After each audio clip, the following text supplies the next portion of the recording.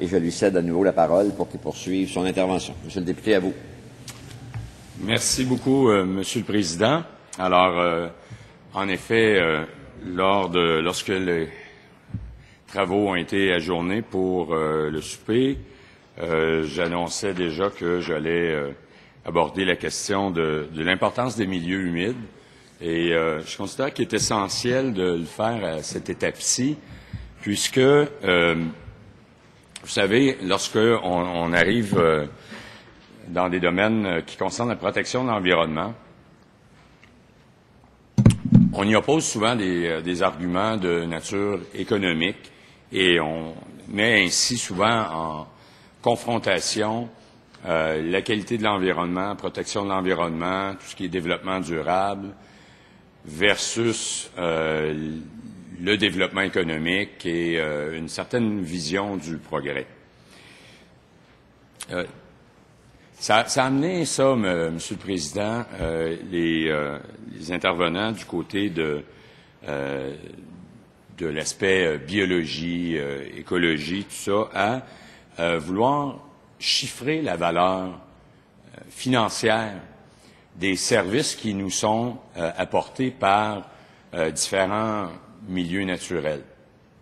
Alors, naturellement, lorsqu'on est un promoteur et que le gouvernement nous demande de limiter notre droit de propriété et nous amène à devoir protéger certains aspects de cette propriété-là, de ne pas la mettre en valeur de la façon dont ce promoteur-là l'avait envisagé, lui, il voit potentiellement une perte, en tout cas une perte au niveau de la jouissance de son droit de propriété. Par contre, au niveau de la collectivité, elle jouit des bénéfices fort appréciables des services écologiques qui sont rendus par ces milieux, d'une part, et aussi, il faut considérer le fait que, dans bien des cas, le fait de préserver des aspects de milieux naturels, de préserver des milieux humides, de préserver les rives de certains cours d'eau, ça n'a pas pour effet de diminuer la valeur de la propriété, mais ça, au contraire, ça a souvent pour impact d'augmenter la valeur de la propriété. Les gens ne veulent plus, je pense que c'est de plus en plus le cas, on constate que les gens veulent vivre dans des milieux de vie agréables lorsqu'on peut naturellement avoir les moyens de se le permettre. Des fois, il faut s'éloigner un peu du centre urbain. On ne veut pas d'un paysage qui soit dégradé. On ne veut pas avoir à aller chercher, devoir payer pour se faire installer un aqueduc lorsque on peut avoir un puits et avoir une bonne qualité d'eau souterraine. On ne veut pas avoir à aller creuser plus creux parce que payer plus cher pour des puits parce que l'eau n'est tout simplement plus présente et qu'il faut aller chercher l'eau à des profondeurs beaucoup plus grandes. Et donc, tout ça a des impacts au niveau économique aussi. Donc, préserver les milieux humides, Monsieur le Président, ça ne veut pas dire, comme on l'a entendu quelquefois, vouloir sauver les grenouilles au détriment d'un beau développement économique. C'est plutôt d'avoir un développement qui soit harmonieux, qui préserve la qualité des différents services écologiques qui nous sont rendus presque gratuitement finalement, et de pouvoir, au contraire, maximiser, sinon optimiser la valeur générale des milieux de vie dans lesquels on évolue. Je voudrais vous dire que le drainage puis la dégradation des milieux humides occasionne à la société, dans son ensemble, des coûts financiers pour le remplacement de ces biens et services écologiques qui sont rendus par ces milieux-là. Alors, on parle, premièrement, de coûts accrus de traitement des eaux, parce qu'on sait que les marécages, même si on a l'impression ou on voyait ça autrefois comme étant des milieux plutôt malsains, ont le grand avantage de filtrer les eaux et de permettre donc une épuration naturelle pour laquelle on n'a pas besoin de payer. Et si on détruit ces milieux-là, ben il va falloir traiter l'eau quand même, et donc ça va nous coûter plus cher. Coût accru des soins de santé, parce que c'est prouvé qu'à bien des égards, la dégradation de la qualité de l'environnement amène son lot de problèmes de santé. Et la même chose si on est amené, à cause de la dégradation de la qualité de l'eau, à soit boire ou être en contact avec des eaux contaminées. Et aussi la pénurie d'eau d'irrigation, parce que l'agriculture, je sais que c'est cher à votre cœur, Monsieur le Président, ça prend de l'eau pour l'agriculture. Lorsqu'on détruit des milieux humides, on va devoir payer plus aussi pour transporter l'eau, donc qui est plus disponible, ou, comme je le mentionnais tout à l'heure, payer pour creuser des puits plus profonds. Le fait aussi, ces milieux-là absorbent des grandes quantités d'eau lorsqu'il y a des pluies violentes, et ça agit un peu comme une éponge, puis ça relâche l'eau plus tranquillement par la suite. Et donc, lorsqu'on détruit ces milieux-là, on peut s'attendre à avoir davantage d'inondations. Et non seulement on a, lorsque les événements arrivent, qu'il y a des désagréments et des coûts importants, mais tout le long, vous savez que les compagnies d'assurance ont appris à évaluer la valeur de ces risques-là, et ça entraîne donc une augmentation des coûts d'assurance. Une diminution aussi de la valeur foncière en raison de la dégradation des qualités esthétiques. Aussi, d'autres services qui sont pas nécessairement toujours très directement financiers, mais même encore, quand on parle de diminuer les possibilités de baignade et de pêche, là, c'est tout un attrait touristique ou récréo-touristique dont bien des gens dans nos milieux profitent. Moi, en tout cas, dans la circonscription de l'Assomption, j'ai la chance de pouvoir, on a la chance de pouvoir profiter d'îles qui sont en plein milieu du fleuve Saint-Laurent, et je peux vous assurer qu'il y a des entreprises qui en profitent, et ça amène une certaine effervescence au niveau économique, et c'est quelque chose en général qu'on cherche à augmenter plutôt qu'à diminuer, ce genre de retombées-là. Et il y a une diminution aussi des revenus qui proviennent, comme je le mentionnais, des activités touristiques associées à des écosystèmes sains. Alors, j'aurais des chiffres ici pour vous donner toutes les différentes évaluations là, en dollars de la valeur des biens et services écologiques rendus, mais je voudrais pas me lancer là dans une énumération de chiffres, mais on parle quand même d'évaluation dans les milliards de dollars, Monsieur le Président, et c'est donc pas négligeable.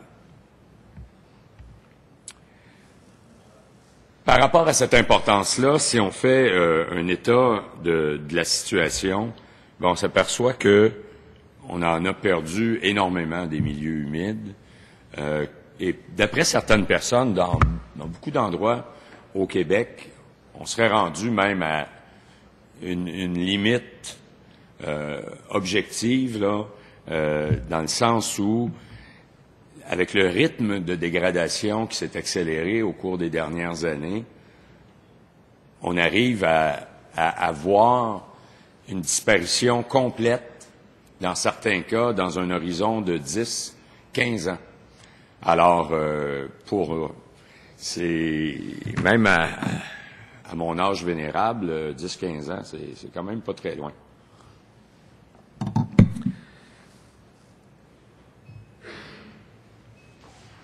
On serait donc en droit, et je sais que le ministre de l'Environnement, peut-être dans son droit de réplique, va aborder toutes les mesures qui ont été prises au cours des dernières années pour créer des réserves naturelles, des choses comme ça, mais il faut toujours qu'on remarque une chose, Monsieur le Président, c'est que le Québec, c'est pas un grand écosystème. Le Québec est composé de plusieurs écosystèmes, de plusieurs types de milieux naturels. Et là où il y a des pressions les plus fortes, naturellement, c'est dans les zones urbaines, bien, c'est là où il y a eu le plus de dégradation dans le passé. Et donc, c'est là où on a, d'une certaine façon, la plus grande urgence d'agir. Lorsqu'on va créer des aires naturelles au nord du 49e parallèle, c'est excellent. On peut pas dire qu'on en a trop au Québec, puis par rapport à nos engagements internationaux, il va falloir augmenter ça.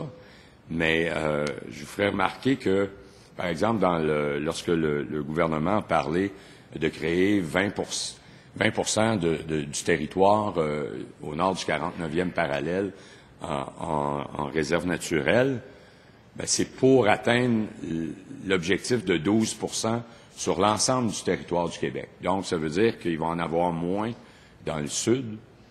Et dans le sud, ben, ça donne que c'est là qu'ils ont disparu. Alors, c'est sûr que dans le nord, on ne veut pas qu'il arrive la même chose qui est arrivé dans le sud. Donc, il y a un aspect préventif. Mais dans les grands centres urbains du Québec, il y a un aspect d'urgence.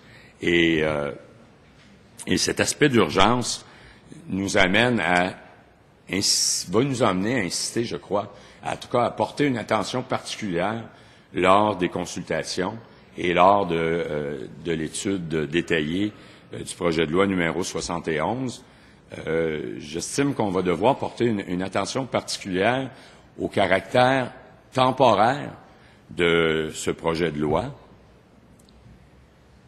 et un caractère aussi qui va nous amener une obligation dans une échéance, espérons-le, la plus courte, mais aussi la plus raisonnable possible, la plus, disons, le temps techniquement le plus court possible, pour nous permettre d'avoir un véritable encadrement législatif avec une réglementation appropriée qui va nous permettre vraiment d'atteindre des objectifs et d'arrêter l'hémorragie, d'arrêter la saignée de nos derniers milieux humides dans plusieurs régions du Québec. Quand on parle des régions où la question devient urgente, ben assez rapidement nous vient à l'esprit le cas de l'île de Laval. Dans le cas de l'île de Laval, il y a le Conseil régional de l'environnement de Laval qui, en 2010, a dressé un bilan de la situation des milieux humides. Et ils avaient eu un premier inventaire qui avait été réalisé entre 2000 et 2004. Et on parlait à ce moment-là que en 2004, l'île Jésus comptait 353 milieux humides intérieurs situés dans la zone blanche. Donc, on parlait de 331 hectares. Et plusieurs hectares de milieux humides ont disparu au cours même de la réalisation de l'inventaire. Donc, ce qu'on a constaté en comparant les inventaires de 2004 et de 2010, c'est que 41%, donc quand même pas très loin de la moitié, des milieux humides de Laval ont été détruits ou altérés, causant une perte nette de 50 hectares et l'altération d'un autre 55 hectares de milieux humides. Et on estime donc que si la tendance se maintient, la quasi-totalité des milieux humides de la région de Laval auront disparu ou seront altérés d'ici 13 ans. Alors, quand je vous parlais d'un horizon de 10 à 15 ans, on est vraiment dans cette brochette de temps-là. Quand on parle de Laval aussi, il y a un autre aspect qui nous vient rapidement à l'esprit. C'est le cas le cas devenu patent, je vous dirais, du domaine Ismer à Sainte-Dorothée. Alors,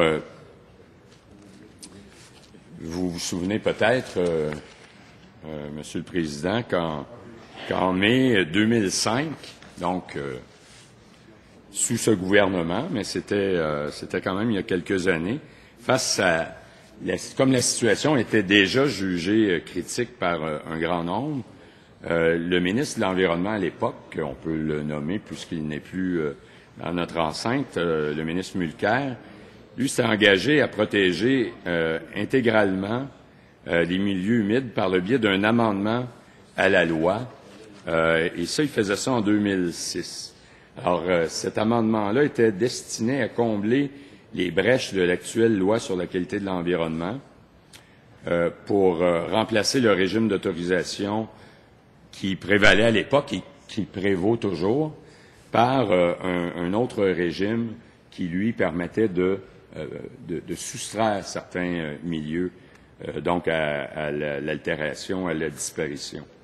Et la plupart des gens jugent que l'adoption de cette politique de protection des milieux humides aurait pu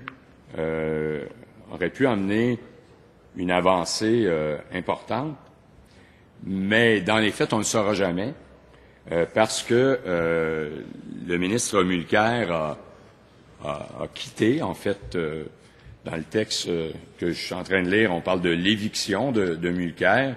Et ce qu'on constate, en tout cas, c'est qu'après son départ du ministère, cette politique-là, cette orientation-là a été abandonnée et le ministère a choisi une toute autre stratégie.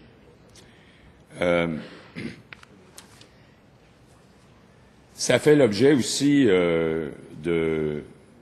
d'un examen par le commissaire au développement durable pour l'année 2010-2011. Et donc, le commissaire Cinq-Mars reprochait au ministère dans son rapport l'insuffisance d'informations appuyant les analyses de certificats d'autorisation, la faible prise en compte de la capacité de support du milieu récepteur, le suivi inadéquat du respect des conditions liées au certificat d'autorisation, les risques insuffisamment pris en compte dans les inspections, la difficile mise en conformité des contrevenants et l'insuffisance de l'accès du public à l'information.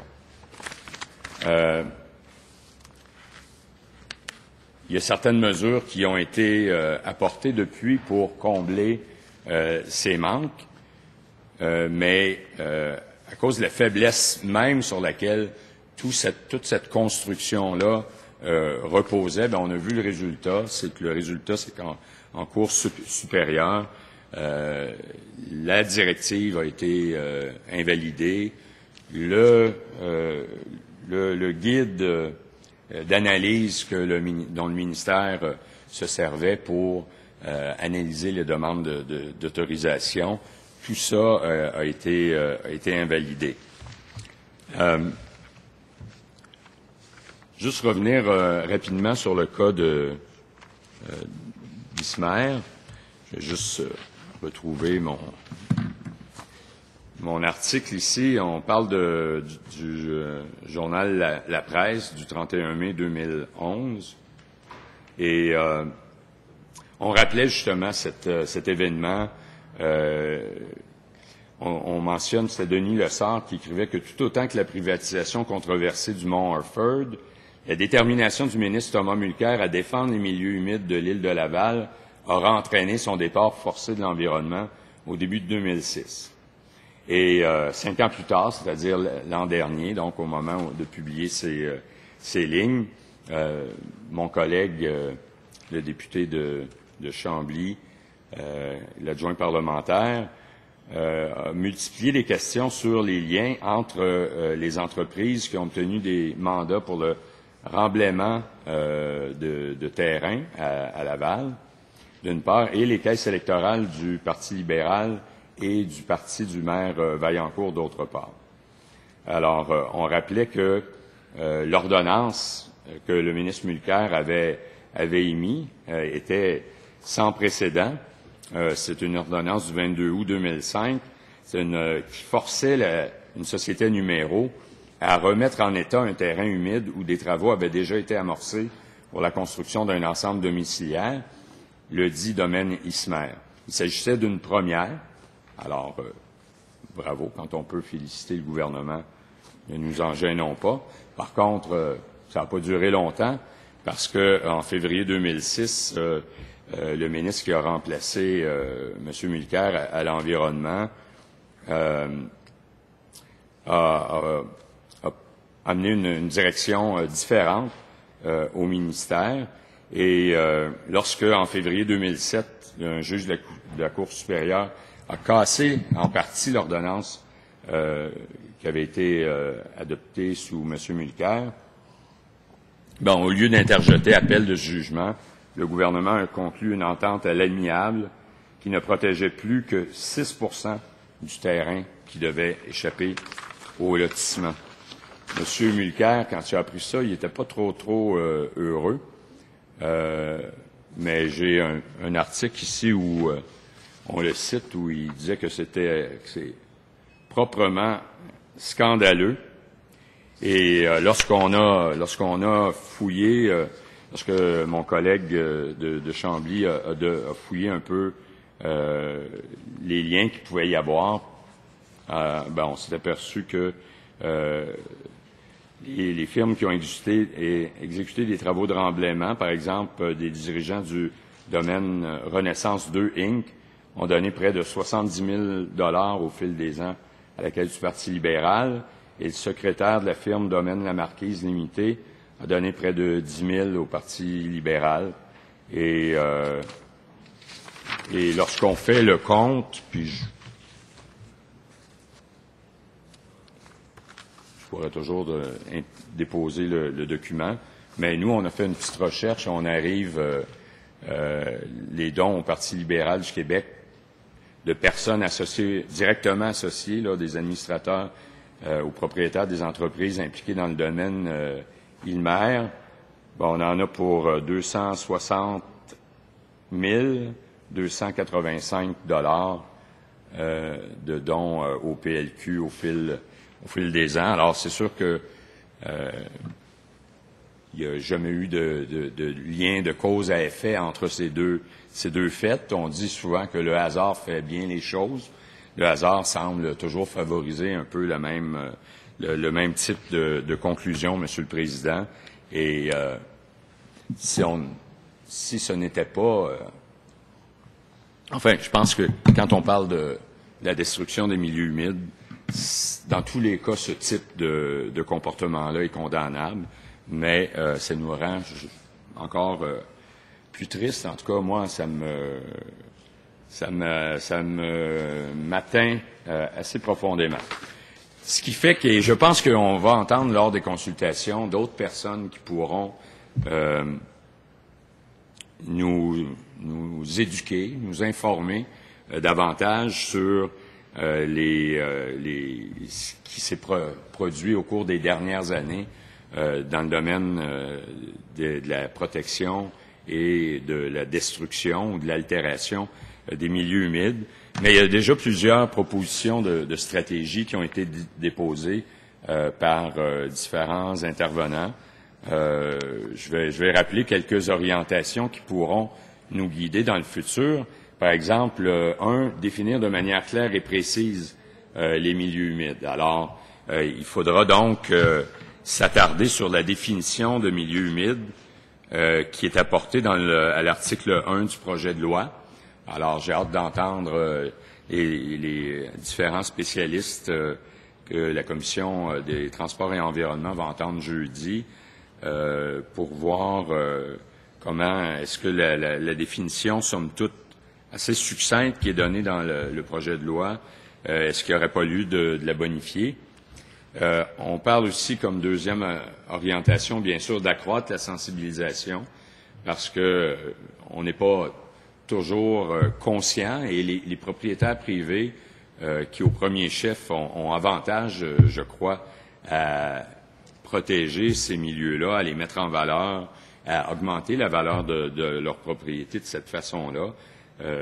ben ils n'en sont pas nécessairement conscients, parce que c'est quand même des changements de vision, de comportement, sur lesquels il va falloir appuyer dans le futur.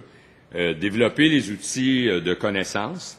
Alors, effectivement, on en est encore, je crois, aujourd'hui même, à cartographier, à évaluer. On ne sait même pas vraiment où sont ces milieux-là. Alors, il y a encore du travail à faire de ce côté-là. Il faudra aussi probablement rendre systématique la planification des milieux humides. Alors, plutôt que de les aborder à la pièce, bien, il faudra, puis c'est déjà commencé d'ailleurs, je pense j'ai cité des exemples plutôt malheureux, mais il y a un exemple heureux qu'on peut citer, c'est celui du Boisé, du Tremblay, dans l'agglomération de Longueuil. Alors, il y a une planification qui a été faite et je pense qu'il y a un équilibre qui semble avoir été atteint, qui satisfait à la fois les promoteurs, la municipalité ou les autorités municipales et les environnementalistes de ce coin-là. Peut-être pas satisfait à 100%, mais tout le monde a sûrement mis de l'eau dans son vin. Mais au moins, on a réussi à planifier sur une plus grande échelle au lieu d'y aller toujours à la pièce. Revoir les outils législatifs et leur application, c'est ça qui nous concerne, nous, comme législateurs, de façon plus directe et particulière. Mais il y a aussi l'autre orientation qui fait suite à se donner des outils législatifs. C'est bien beau d'avoir une loi, mais encore faut-il se donner les moyens de pouvoir la faire respecter et de pouvoir en suivre la mise en œuvre et de s'assurer donc qu'on pourra atteindre les objectifs qu'on se sera fixés et aussi encourager des efforts individuels localement, donc d'avoir des façons de procéder, je pense, une approche qui incite les gens à s'engager plutôt que d'avoir une approche plus répulsive. Agir de manière concertée, donc je vous parlais de voir, quand on planifie, on doit aussi concerter les différents intervenants sur un territoire. Et finalement, mais non le moindre, effectuer un suivi et informer le public. Les citoyens ont le droit de savoir, et d'ailleurs, c'était un des points que le commissaire au développement, une des lacunes que le commissaire au développement durable soulignait, c'est le manque d'information du public. Je voudrais pas laisser entendre, Monsieur le Président, que tous ces points que je viens d'aborder sur une future politique ou de futures orientations doivent être inclus dans ce projet de loi. On aura compris qu'il s'agit ici non pas de protéger les milieux humides ou de... C'est pas un grand geste du gouvernement là, pour une orientation, pour s'engager dans ce sens-là. Il s'agit essentiellement de colmater la brèche. C'est un, pour employer une expression populaire, c'est un plaster sur un bobo. Parce que le bobo, on n'a pas réglé la cause de ce mal. On n'aura pas non plus, en adoptant ce projet de loi, on n'aura pas amené toutes les différentes orientations que je viens de vous parler sur une planification plus globale et sur une meilleure information du public et tout ce qui doit absolument être fait rapidement. Mais au moins, on aura arrêté l'hémorragie que le jugement de la Cour supérieure pourrait apporter. On va préserver autour de 550 dossiers où le ministère de l'Environnement a, au fil des ans, demandé et obtenu des compensations pour la destruction de certains milieux humides. On va éviter au gouvernement de se faire poursuivre et donc aux citoyens québécois de perdre des montants d'argent importants. Et c'est ce qui justifie l'accord que l'opposition officielle a donné aujourd'hui, notamment pour qu'on puisse adopter le principe de ce projet de loi avant même d'avoir réalisé les consultations. C'est la raison pour laquelle aussi on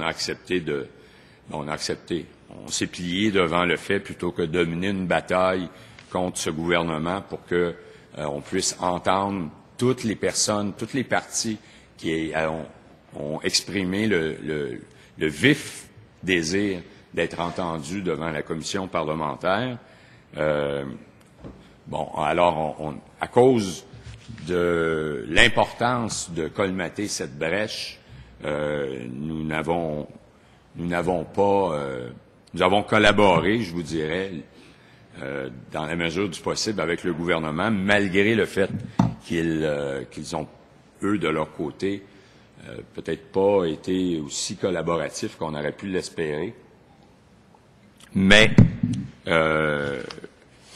on va espérer, par contre, qu'ils vont avoir une oreille attentive à ces groupes qui seront entendus en commission parlementaire jeudi, donc de cette semaine, jeudi prochain, que le ministre va faire preuve d'ouverture d'esprit, qu'il va aussi accepter de se faire répéter comment il aurait dû agir avant d'attendre qu'un jugement de la Cour supérieure vienne invalider cette directive. Il a été incapable de pouvoir poursuivre l'œuvre de Thomas Mulcair lorsqu'il était ministre de l'Environnement et d'avoir vraiment un amendement à la loi ou une pièce législative qui puisse vraiment changer la nature de notre régime d'autorisation. Et donc, ça, ce sera à venir.